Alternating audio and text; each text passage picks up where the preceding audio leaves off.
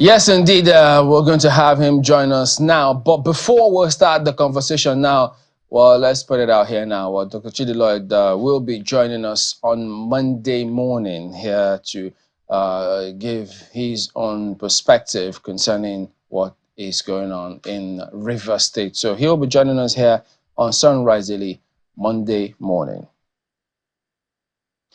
Let's get to this now. Dr. Manasseh is a strategic team member of the, remember that, hashtag Bring Back Our Girls movement.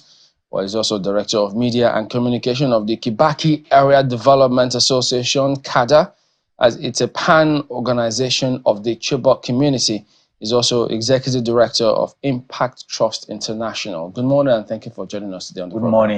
Good morning. Thank you for having me. How time flies. I mean, who would have thought it's 10 years Sunday ever since that unfortunate incident happened? And I mean, different people see it differently. I don't know how, you being in that movement and being connected, parents, how they internalize or look back and relate with that particular scenario. But till date, we still understand that there are some persons who are still unaccounted for. So for you and the community, how do you deal with this?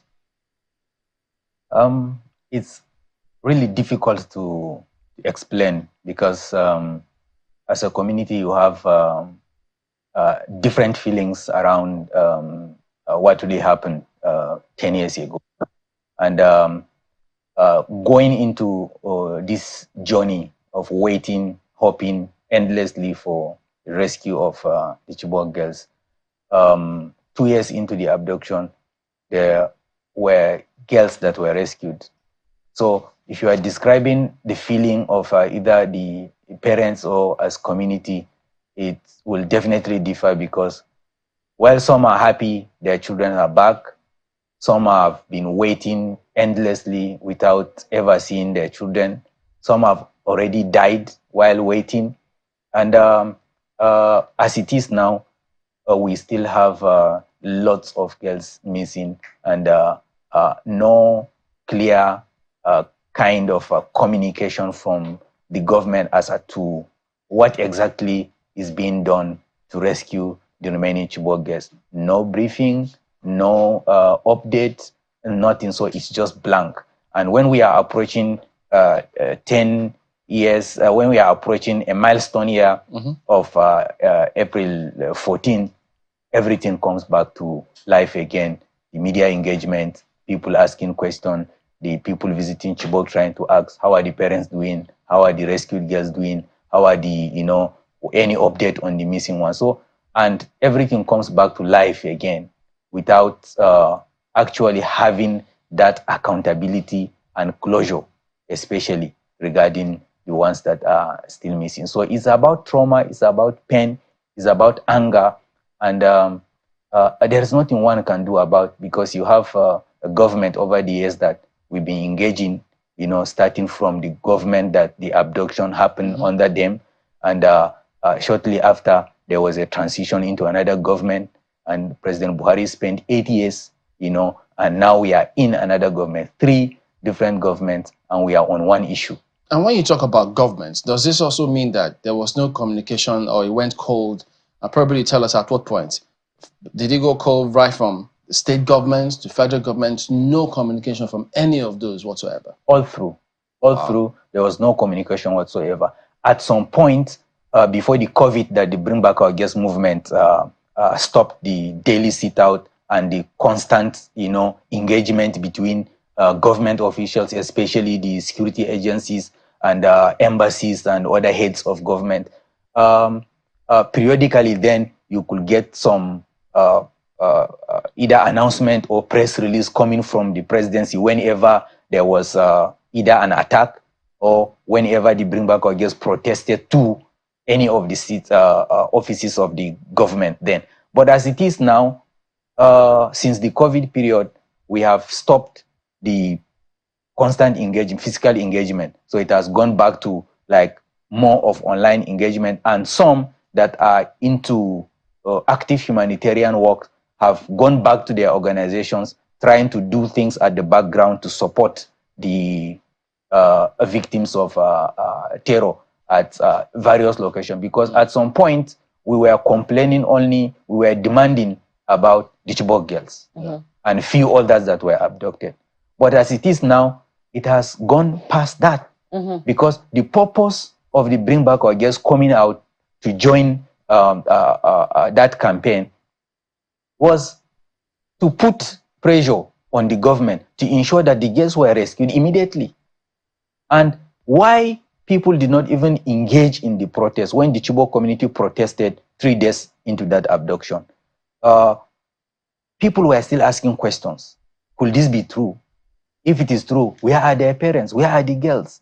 If it is true, can we see their names? Can we see their pictures? And even the government was then still doubting, because you have the DSS bringing different lists of people missing, number. It was only number. Even if the police were bringing different thing, the government was talking, and we at the ground, on ground in Chibok, we are telling them that no, these girls are more than the number you are talking about. While the military was busy saying we've rescued all remaining 9, we were saying no, we are still trying to track the number of the girls that have actually been taken, because some are still running back from being scattered around, and we are waiting for parents to confirm the availability of their children at home. And 15 days after, the Bring Back Our Girls joined the campaign and said, no, we cannot allow this to happen. We can't normalize it.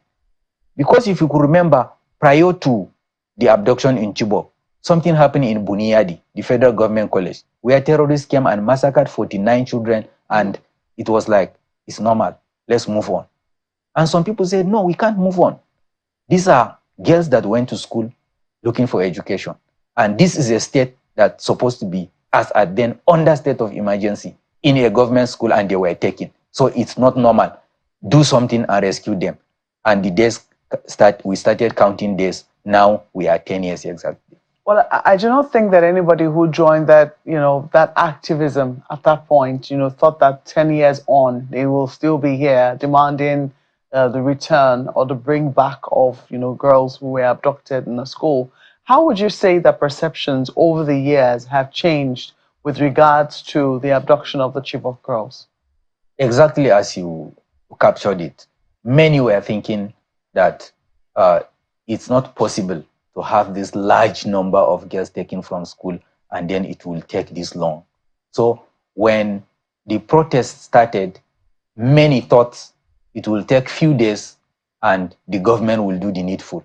Either negotiate the release of the girls or use the conventional security forces we have to pursue, overtake, and rescue the girls by force from the terrorists and end the game right there. But that didn't happen. Many got fatigued in the process because it continued. And some that have been so visible on that protest, they feel at this point we can't draw back. And sadly, so Chibok is a very small community, and we don't have more politically informed people in the community. Majority of these parents are even unschooled, so they could do nothing on their own. So when many among these advocates discovered that this is the true reality of how Chibok is, they felt, no, we have to stand with these people. And the protest continued. And some, their health were challenged. Some took a lot of insult. No, some of the members of the Bring Back Our Girls. We had so many people that died in the process of that struggle. Members of the movement? Members of the movement. So many people died in the process of that movement, in that campaign. Some got sick. And if you could remember, the anger is, you are advocating for girls that were taken to come back. You don't even know these girls, but you felt it's only human to do that, because if it was you or any of your loved one that was abducted, you would also want people to advocate for your return. But those same people that were campaigning for Chibok were maligned. Some of them were called names, terrorist sympathizers, this and that. So it was so painful when you know deep down inside of you are doing the right thing, and some people are feeling this is political. you are being motivated by other people to do, you are being paid to do. But, well, you know you are not getting anything. You are just doing it because it's the right thing to do. Yeah, but I want to believe that over time, I mean, yes, when the movement started, it was a politically charged time. And at that time, a lot of things were said, a lot of things, people endured. Even the media was a bit divided, along whether or not this really happened. Moving on, I mean, after 2015, when, there was engagement with President Buhari, the Buhari regime, after a while, it would seem that, the Chibok, the Bring Back Our Girls advocacy movement, and also the Buhari government, they lost hope, it would seem, in terms of whether the government was serious enough to bring these girls back. But we've seen, that there's been a trajectory, there's been a movement of some sorts.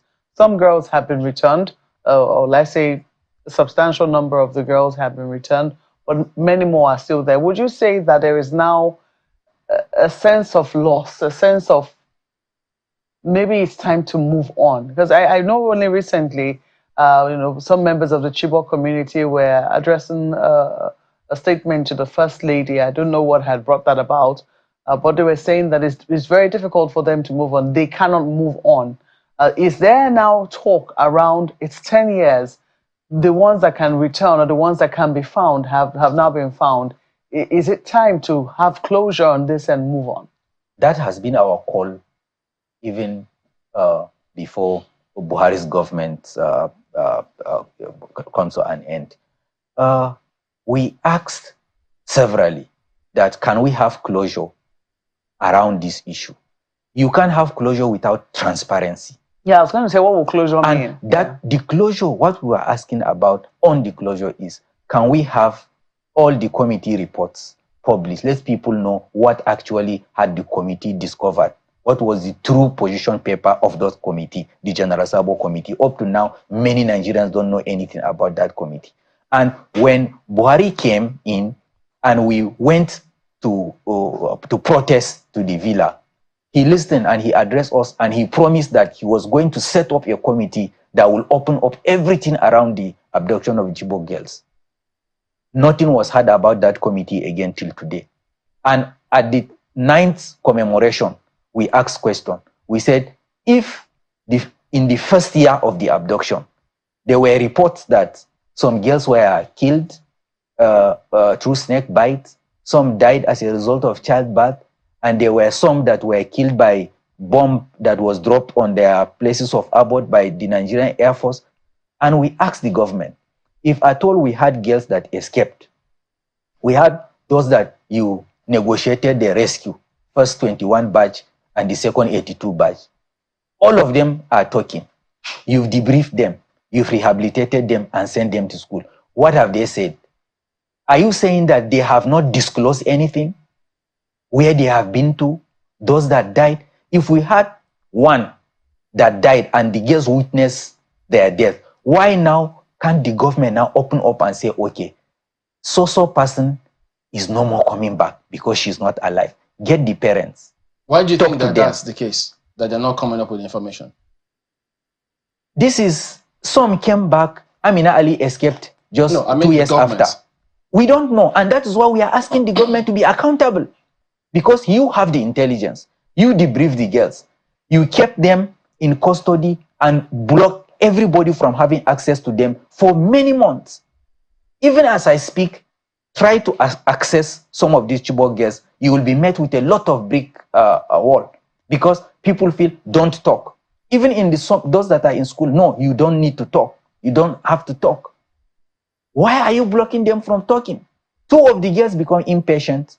They open up to their families because one, it was her cousin that died and she helped in burying her cousin. She told the parents and the parents had a closure. That was immediately after the rescue of the 21. And now we have 137 rescued girls that have been talking. How many of the Chibok girls that are dead? If we have record of 2 that are dead now and the parents were informed secretly through their family members that are part of these girls, which means we have 2 that have closure. Why now can't the government release the name of those that are dead? One, this is one of the accountability we are asking for. And then why must you wait as a government until when it is April 14 before you brief the parents?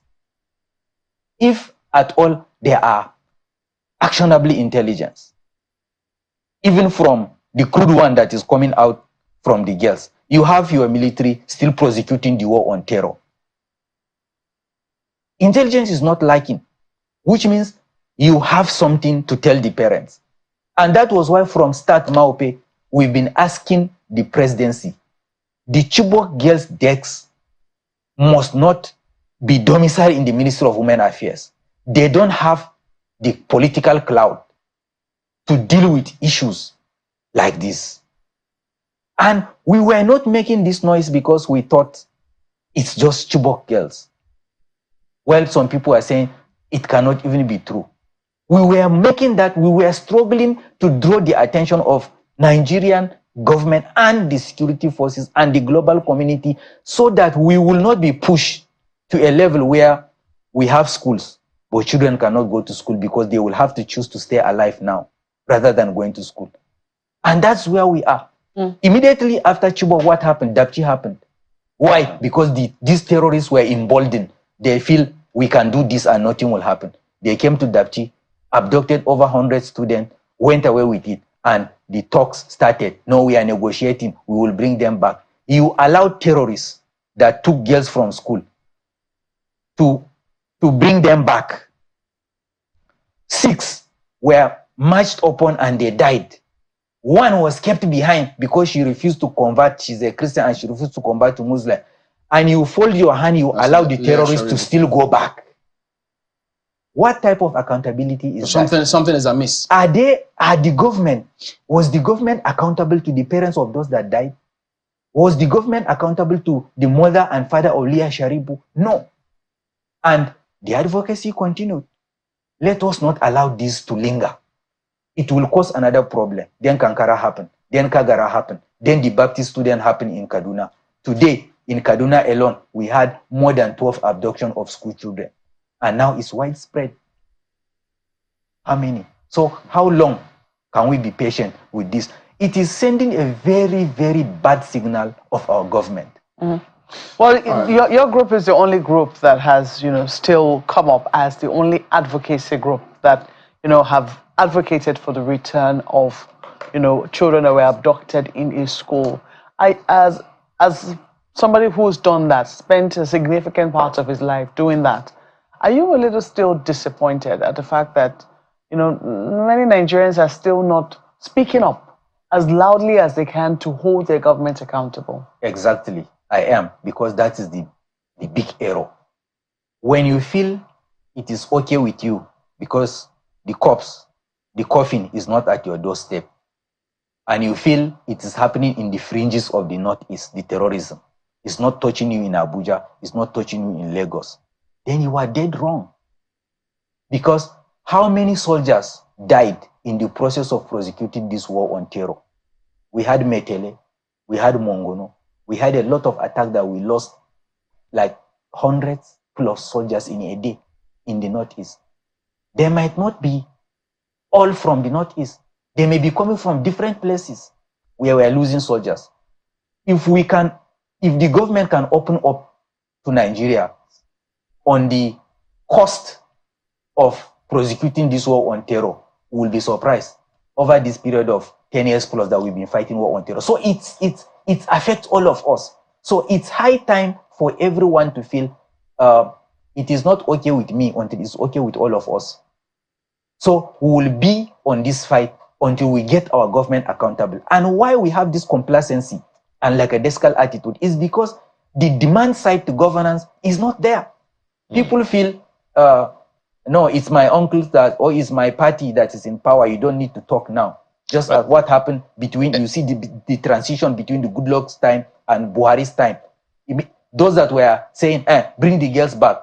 It's wrong to have this number of girls abducted. Dr. Manasseh, and, my sincere apologies for butting in. It's actually the basis of the question that I want to ask you. There are those who were thinking, just as you said, some people are saying it's not true, that it didn't happen. And it really is unthinkable. 276 children abducted in one day. It's been 3,651 days since that happened. And the question a number of people are asking is, how much of that abduction, which you have also chronicled that has happened severally, more than 1,600 since that time, how much of that is political and how much of it is a security threat? Because you have also spaded the political angle of it now. I think it's even so permit the use of my words. It's even useless to discuss the political type of abduction. If at all we have the anti-terrorism laws in Nigeria that anybody that is sympathetic to terrorism or colluding with terrorists is also a terrorist. So what the government supposed to do is to ensure that anybody that is against this country by partaking in any kind of abduction should be termed a terrorist and be dealt with by the available laws that we have in Nigeria. So it's not issue of which one is politically motivated. It was because action was not taken. The kind of sense of urgency that the Chibok abduction should have received was not there. And that was why the terrorists were emboldened. And now we have criminals that feel it's a business that you go into a community, abduct children, and demand for ransom. And just to be clear, Dr. Manasseh, just one second, my apologies. Just to be clear, we had situations where a sitting governor, went with some security officers of the law, and they took pictures with some of these, people that you call, terrorists and all of that. And we have also had repeatedly one particular person going about and saying, look, I can negotiate on behalf of the federal government with these people. Are you saying those people, as prominent as they are you saying they are also terrorists? With all sense of humility, I will tell you that their character is questionable. Very, very questionable. Because if you can have access to terrorists that are terrorizing Nigeria, what magnitude of information have you provided to the security agencies to take action on them? And by the way, why will that even happen? That you have access, and with all the records we have in Nigeria about NIN, BVN, phone call matching with NIN and everything, and we have people making calls, we have people making conversation, and our intelligence community cannot work on it to pin it down. Let me tell you something. What happened with the train attack on Kaduna Road, the train to Kaduna, when it was attacked and some people were taken, who ordered Tukrumamu to negotiate?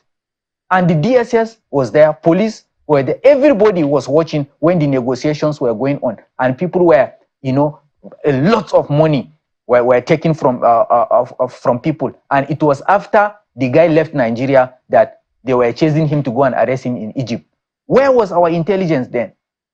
So anybody that can access terrorists, I'm not saying that terrorists cannot be accessed, but anybody that can access terrorists, and it is only after the terrorists abducted large number of children from school before you now step in, self-appointed to negotiate, your character is questionable.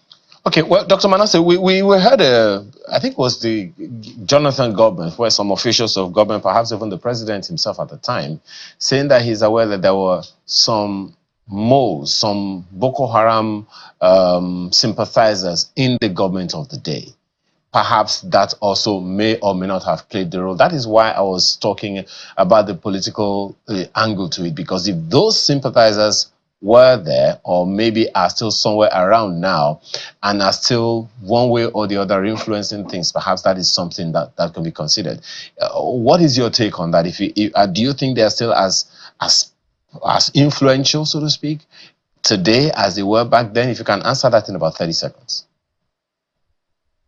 Those people were already in government, and as it were, it was true that there were people who are sympathetic to terrorism and they were in government. That was true, because if you checked, one of our protests, especially when the Chief of Defense Staff, the late Alex Bade, announced that there was a ceasefire and they were negotiating the rescue of the Chibok girls, and the meeting was in Chad, we questioned it. Why we questioned it was because we were in touch with the Chadian government through the ambassador of Chad to Nigeria then, Mr. Issa Brahimi. And he said, no, there was no negotiation in Chad, because if there was negotiation, I should know and my president should know. It wasn't happening. Okay. But well, we had people in government that lied that there was negotiation. Oh dear. So, so how many people, how many of those children, my apologies, how many of those children still remain unrescued since 2014? We have 82 now that we're awaiting their return. Is there any conversation, any hope, any update on their status, the state of affairs with them as at this time? As at this now, there is no update from any government regarding their status, their location, or anything. But as I said earlier, the girls that were rescued, or the ones that recently escaped, the one that we are now making noise with the Borno State government to release them, have certain degree of intelligence that before they left that particular enclave where they left so number of girls before they escaped. So if these girls have this kind of crude intelligence, raw as it is, coming from the enclave of Boko Haram, it is only very important for the security agencies to work on the intelligence to ensure that, okay, these ones that are in social location, as reported by these girls, action is taken upon them to get them rescued. It's necessary to do that. So 82 at the moment, that's the figure that you're expecting. Yes. All right. So and there's been no communication from the state government or the federal government on this matter. On this matter, there's none. The only communication we saw from the state government was the last very annoying news that was coming from Borno, when it was reported that the girls that recently escaped over this past 1 year and some months that have been kept with the Borno State government, that they decided to stay with their captors, and the news reported the Borno State Minister or Commissioner of Women Affairs to have said staying with their husband. So the parents were so angry, and some of us are also very angry that young girls were taken to school. They were abducted under your custody and taken to terrorist den for almost 10 years. And after escaping, instead of you to first line of action, concentrate on their rehabilitation, concentrate on reuniting them with their families, because it's very key in psychosocial and trauma healing. You didn't do that. And then you are coming to announce on news that they are with their husband. It was very annoying. Who collected their bride price? Who officiated the wedding? We said, no, you can't do that, because forget about the syndrome that they may come up with. What are the process of their rehabilitation? The girls the 21 and the 82 that were rescued, majority of them came back without children. They were kept for so long, almost 6 months with the government, passing through professional process of rehabilitation. Till today, some of them still have suffered from the trauma of that abduction. What more of the ones that are coming out with 2, 3 children after 10 years? So they have in no way in the right frame of mind to even define what is right for them. The most important thing for the government to do is remove them completely from this place. Take them to where you can give them professional rehabilitation. Let them heal in presence of their family members. Let them heal in presence of people that they know, yes, the love we are getting now is much more intimate and much more better than the sex slavery that we are coming from. So what is your demand right now to the Tinubu administration? My demand to the Tinubu administration is to open everything up about the Chibok girls. One is, let us know everything about the report. 2, expedite action. Rescue these girls. It's doable. If they are still running out, coming out to civilization, it's doable to rescue them. Number 3, please, all the details of the girls that were said to have been dead, let the Tinubu administration talk to the parents, prepare their minds, and give them the news. Let them have closure. The 4th one is, we have a school that was attacked. And 10 years after, you go to that school and you feel ashamed. that the school was rebuilt. It was at some point the military engineers were rebuilding the school, according to what Dr. Okonjo-Iweala told us, before she left. And the military engineer couldn't finish. Borno State government said it was our school, so they stepped in and completed the school. Go to that school and see it. No light for over 10 years. No solar, no water, no laboratory. I was in that school a couple of Sundays ago, and I was talking with some of the staff, and they said, we have lots of students coming to this school because this is the only high school in Chibok. But you don't even have one computer in the school for children to write exams. So over 500 of them lost writing this current jam that just passed. So it's pathetic. I guess that speaks volumes. So action, you know what it says, speaking louder than words. Well, thank you very much indeed for coming on and for all that you've done and keep doing. Dr. Manasseh is a strategic team member of the Bring Back Our Girls movement.